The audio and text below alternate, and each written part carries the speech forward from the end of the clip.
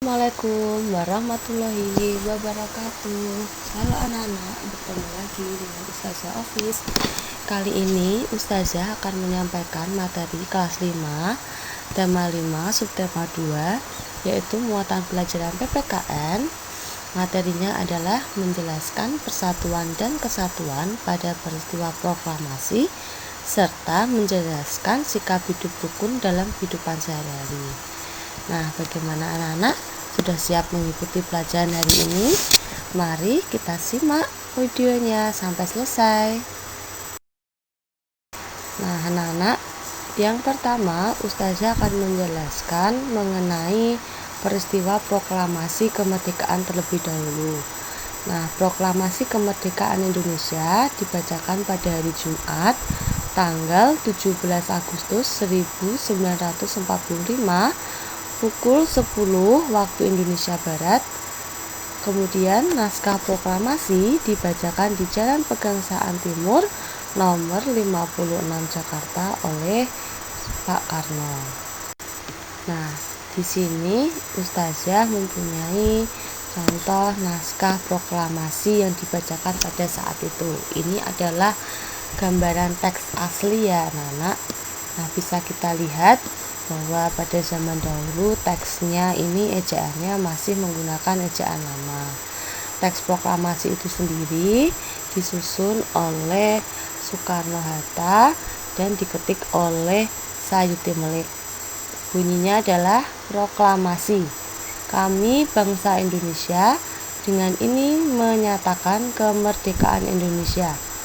Hal-hal yang mengenai pemindahan kekuasaan dan lain-lain diselenggarakan dengan cara seksama dan dalam tempo yang sesingkat-singkatnya.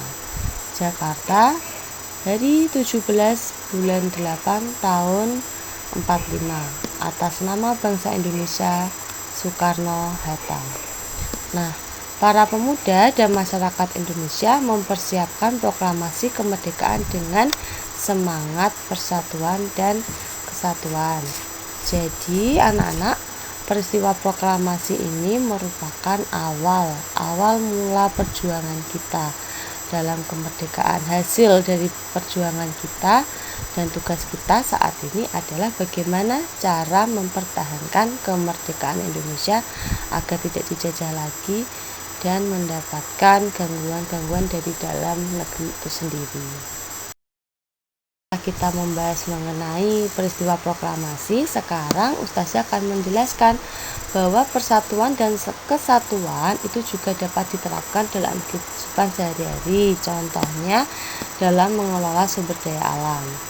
Salah satu wujud persatuan dan kesatuan dalam mengelola sumber daya alam adalah kerjasama.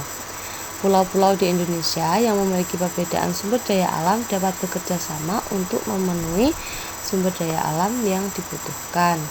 Maksudnya bagaimana?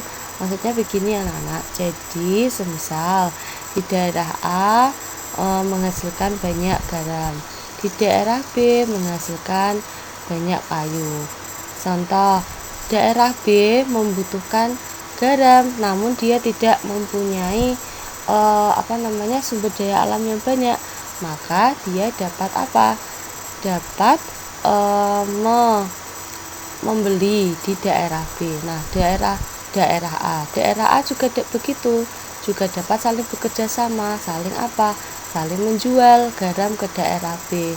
Nah, jika terjadi kerjasama, maka kebutuhan pokok antar daerah dapat terpenuhi. Nah, jika kebutuhannya dapat terpenuhi, maka bisa dikatakan bahwa pembangunan nasional yang ada di sebuah negara itu berjalan dengan baik. Nah, jika pembangunannya berjalan dengan baik, maka negara tersebut dikatakan sebagai negara yang maju, negara yang sudah dapat memenuhi kebutuhan hidupnya sendiri. Kemudian selain sifat persatuan dan kesatuan diterapkan dalam mengelola sumber daya alam, semangat persatuan juga dapat menumbuhkan semangat kekeluargaan dan gotong royong. Nah, di sini Ustazah memberikan contoh seorang anak SD yang sedang melakukan kegiatan gotong royong membersihkan halaman sekolah. Nah, yang nampak apa? gotong royong dapat menumbuhkan semangat kekeluargaan. Semangat kekeluargaan itu adalah sikap memperlakukan orang lain seperti halnya keluarga. Nah, di sini kita bisa lihat anak-anak di sini terlihat tampak rukun, tampak akrab, sehingga pekerjaan pun juga cepat selesai. Dan setelah tadi kita sudah mengetahui pengertiannya, kita akan bahas apa saja manfaat semangat kekeluargaan. Di sini Ustazah memberi 3 contoh, yaitu yang pertama meningkatkan persatuan dan kesatuan, yang kedua mencegah perpecahan, lalu yang ketiga menciptakan hubungan yang harmonis antar sesama. Anak-anak, demikian penjelasan Ustazah mengenai materi kali ini, yaitu membahas masalah peristiwa proklamasi dan menjelaskan sikap persatuan dalam kehidupan sehari-hari. Bagaimana kalian sudah paham?